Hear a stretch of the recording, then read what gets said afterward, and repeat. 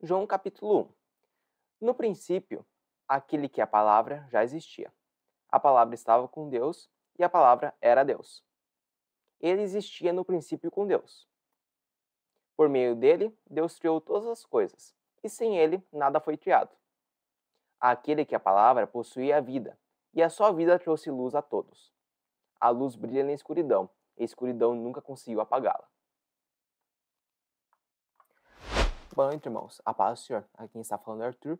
E hoje nós vamos começar uma nova série, em que, com base com a leitura que nós fizemos anteriormente, nesse caso, nesse mesmo vídeo, nós iremos ver a explicação desses versículos. Então, vamos lá.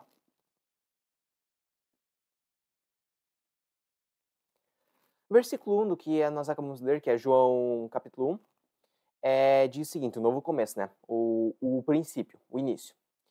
Segundo F.F. Bruce, a primeira palavra que aparece no Novo Testamento, que é en arché, é a mesma palavra, nesse caso o grego, é a mesma palavra que aparece em Gênesis capítulo 1, versículo 1, que foi escrito em hebraico, que significa, que é Bereshit, que também significa no princípio. Ou seja, o que esse jogo de palavras significa? O que João, o apóstolo João, provavelmente quis fazer? Por meio de Jesus, quando ele veio para o mundo, Deus criou um novo começo. Porque em Gênesis capítulo 1, versículo 1, Deus criou a terra. E nesse ponto de João ali, ele começou a obra da redenção. Então, começou um novo começo para toda a humanidade. Dessa forma, isso que João quis dizer, né? Com a vida de Cristo, Jesus conseguiu dar um novo começo para a gente, para nós sermos redimidos, se nós aceitarmos o seu santo nome, né? Versículo 2. Cristo desde a eternidade com o Pai. Segundo Provérbios capítulo 8, versículo 22, a sabedoria já estava com Deus desde o princípio do mundo. Então, o que nós podemos abstrair do que o apóstolo João quis fazer aqui? Obviamente, Provérbios capítulo 8, versículo 22 já estava escrito, até porque está no Antigo Testamento. E quem escreveu foi Salomão, inspirado por Deus. Nesse caso, sabedoria ali significa que a personificação de Jesus. Então, quando tem ali Provérbios capítulo 8, versículo 22, a sabedoria estava junto com Deus desde o princípio do mundo, seria Jesus. E João trouxe novamente essa questão para esse livro, né, que ele escreveu, dizendo o seguinte, que Jesus realmente estava desde o começo com Deus. E ele também é o próprio Deus, né? Versículo 3. A obra da criação já foi finalizada, porém ela não foi abandonada. Jesus não abandonou a gente. Segundo Risby, o tempo verbal que está escrito ali nessa passagem, versículo 3, que é o seguinte, por meio dele Deus criou todas as coisas e sem ele nada foi criado, criou, pretérito perfeito, insinua que a obra já foi finalizada. Então Deus ele não tem mais nada novo para acrescentar na obra da criação. Na obra da criação. E ele fez essa obra da criação por meio de Cristo e para Cristo, como diz em Colossenses 1, versículo 6. Todavia, embora a obra da criação foi finalizada, Deus não abandonou a gente. E como que a gente pode ver isso, Arthur? Como que Jesus não abandonou a gente? Como que a gente pode ver? Se o mundo está cheio de guerra, crueldade, tudo de ruim, como que Deus não abandonou a gente, Arthur? Me responde. Calma, vamos lá ver. Como que a gente pode ver isso? A gente pode ver isso no último versículo de Mateus, diz o seguinte, eis que estou convosco todos os dias, até a consumação dos séculos. Ou seja, a gente tem a própria palavra de Jesus, que é o próprio Deus, dizendo o seguinte, olhe, não fique com medo, eu estou contigo até a consumação dos séculos. Então, nós vemos que a obra da criação já foi finalizada, porém não abandonada. O próximo versículo, versículo 4, diz o seguinte, aquele que a palavra possuía a vida, e a sua vida trouxe luz a todos. O que isso quer dizer? Segundo o exegeta F.F. Bruce, obviamente Deus é autoexistente. Deus não precisou nascer para vir ao mundo. Pelo fato de Deus ser autoexistente, ele pode dar a vida verdadeira aos outros.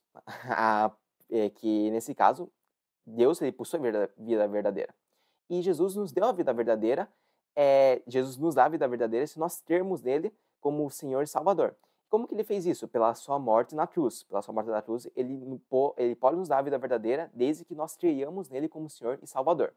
Além disso, além da vida estar presente aqui no versículo 4, também tem essa luz. O que significa essa luz? Essa luz, segundo o exegeta, pode significar tanto a questão da razão, da mente humana, quanto a luz espiritual, que nós recebemos de Jesus também quando nós o aceitamos como Senhor e Salvador. Nesse caso, nós recebemos essa luz para que nós possamos entender a questão da nossa salvação, entender como que Jesus age em nós depois nós o recebemos como Senhor e Salvador.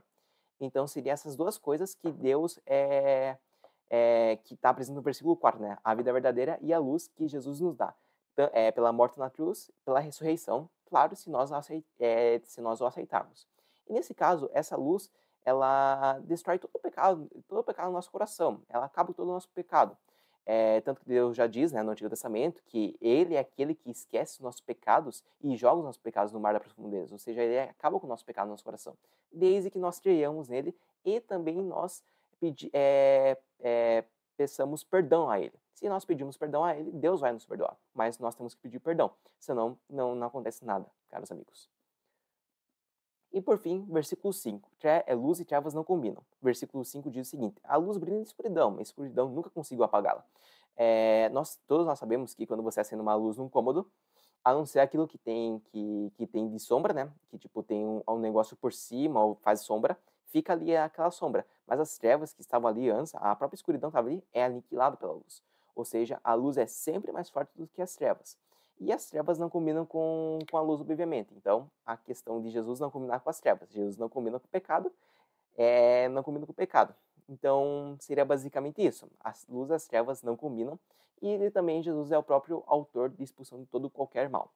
Seria basicamente isso. Então, irmãos, terminamos aqui a nossa exposição do capítulo 1, versículo 1 a 5. Nos próximos vídeos, iremos fazer a exposição desse mesmo capítulo, capítulo 1, porém, todos os versículos dele. Então, um grande abraço, Deus abençoe a todos.